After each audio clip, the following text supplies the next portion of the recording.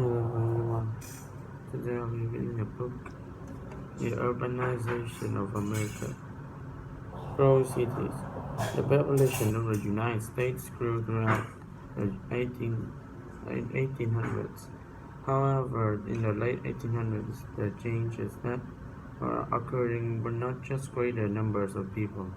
Where, where and how people lived began to change too. Throughout its early history, the United States was largely a rural, agricultural nation. In 1850, at least 80%, 85% of Americans lived either on farms or in rural communities near those farms. Farms were small, and most people could only raise enough food for themselves. It took a lot of work and a lot of workers to raise enough crops to supply nearby towns.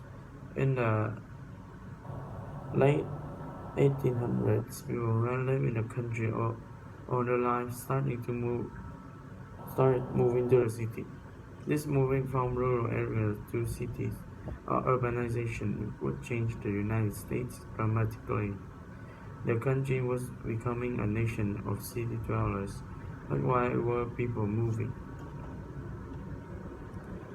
People were moving to the cities for jobs.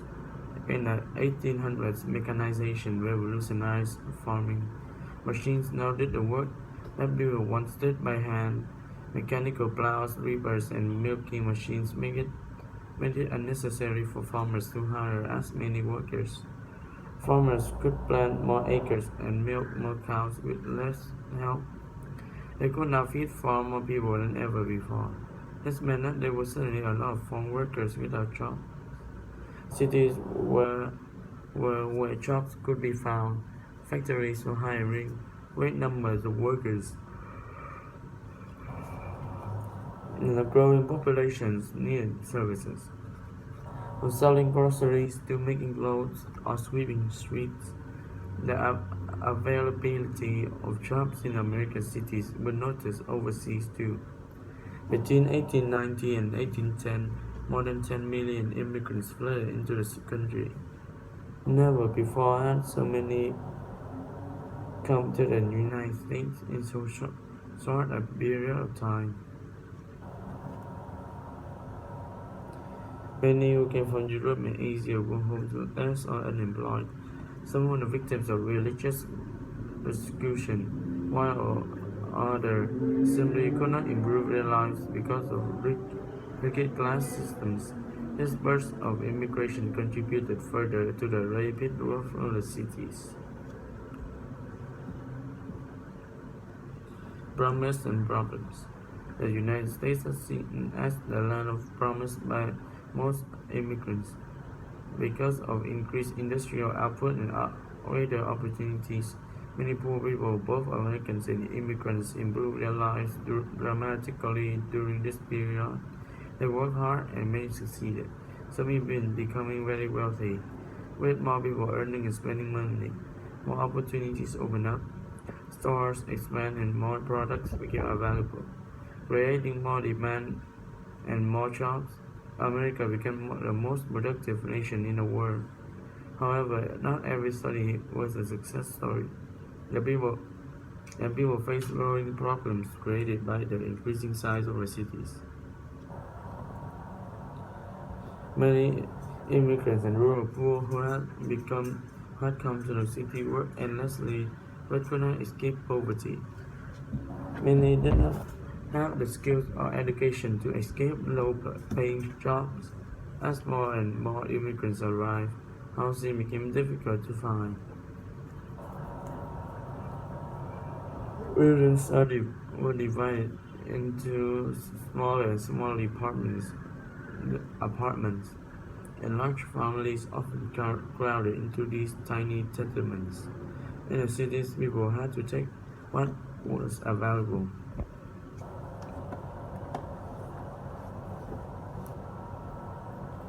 People helping people.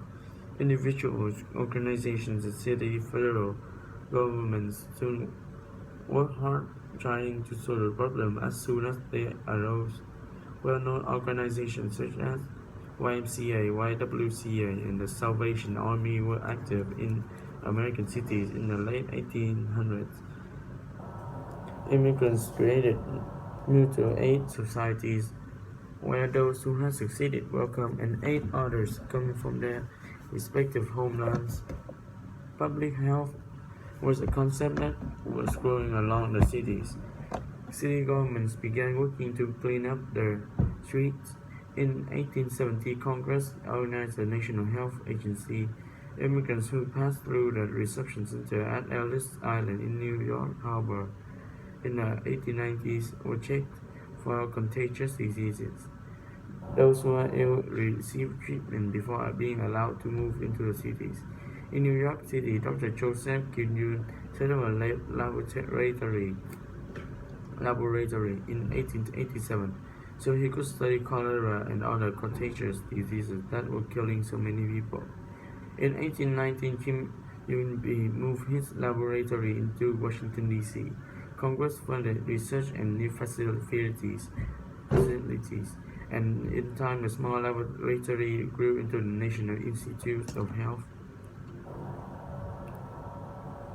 The problem of space. Efforts were being made to improve health and education. Many people were working to make life better for the poor and to create cleaner, pretty cities. The cities were still running out of space. People needed modern buildings to live in. They needed water, sewers, and garbage collection. They needed doctors. They needed stores, doctors, and post offices. Cities had a limited amount of land on which to build. As urban population increased, space became a real problem. What could be done? Building solutions. Two things occurred in the late 1800s that helped cities begin solving the problem of space. The first was the invention of safety elevators. Elevators were not new, but they were intentionally used to move products rather than people because no one knew when they might fall. When Elisha Otis invented a braking system for elevators, if the cable holding an elevator broke, the brake would be activated, moving the tracks on either side of the elevator. The stop was certain and cheering, but it was better than dropping several stories. Now it was possible for people to ride safely in the elevators. Otis invented the first passenger elevator in a 5-story department store in New York City in 1857. The second part of the solution was an affordable steel. The similar process for producing strong steel had been brought to the United States by Andrew Carnegie in the 1870s, so good steel was suddenly widely available. Stone had been used for many large buildings, but stone is heavy and hard to support. Steel is stronger and lighter than stone. Inexpensive steel, along with elevators, made possible a new type of building, the skyscraper. In a skyscraper, the walls were attached to a giant steel frame, because the frame, not the wall, supports the building. Skyscrapers could grow very tall. In 1871, the Great Chicago Fire destroyed Chicago's downtown area. A city that needed an entire new downtown seemed like a great place to build skyscrapers.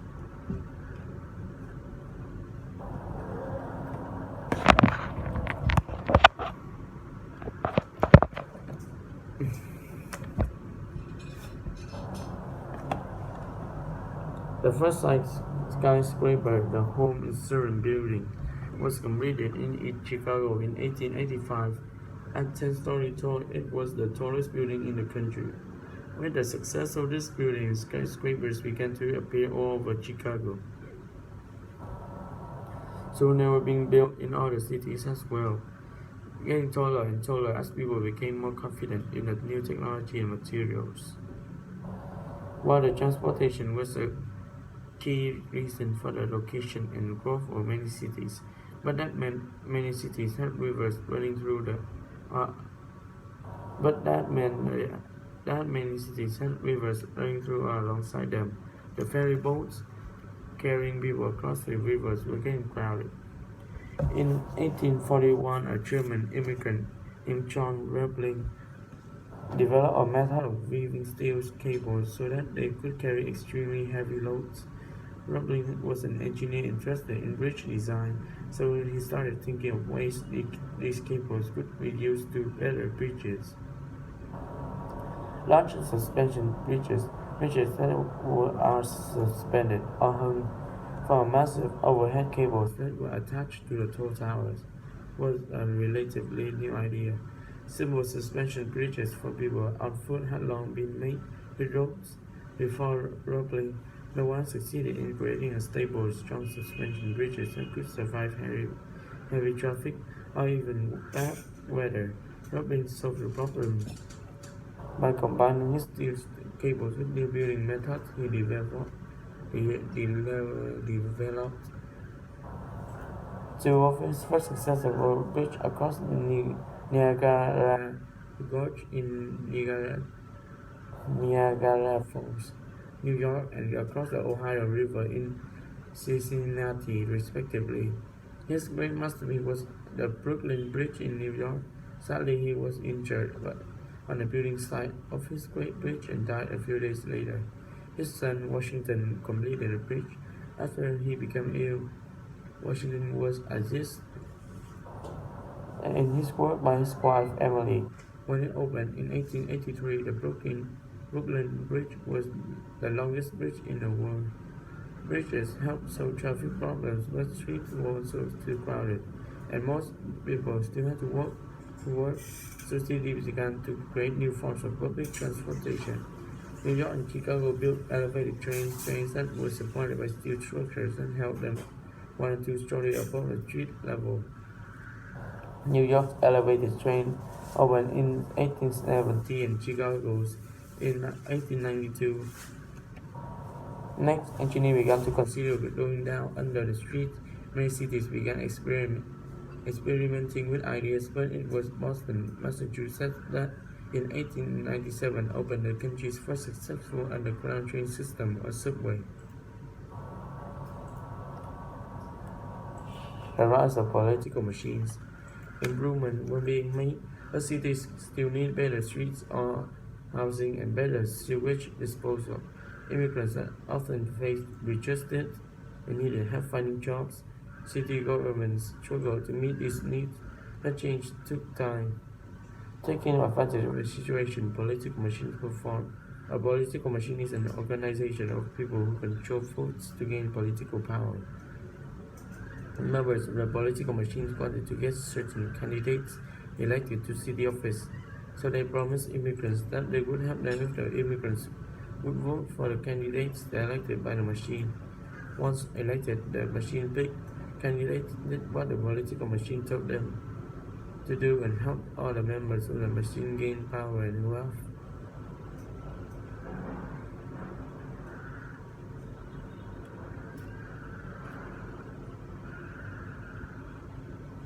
A powerful political machine in New York City was Tammany Hall.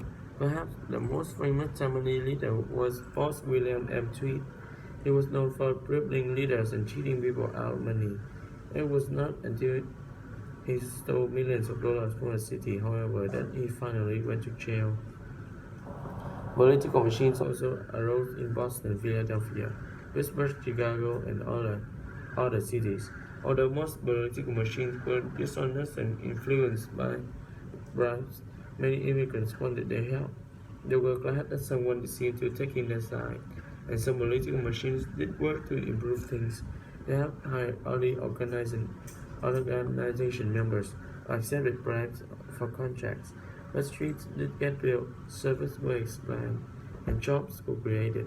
But these things happened more slowly and at greater cost because of the corruption of the political machines. Cities then and now.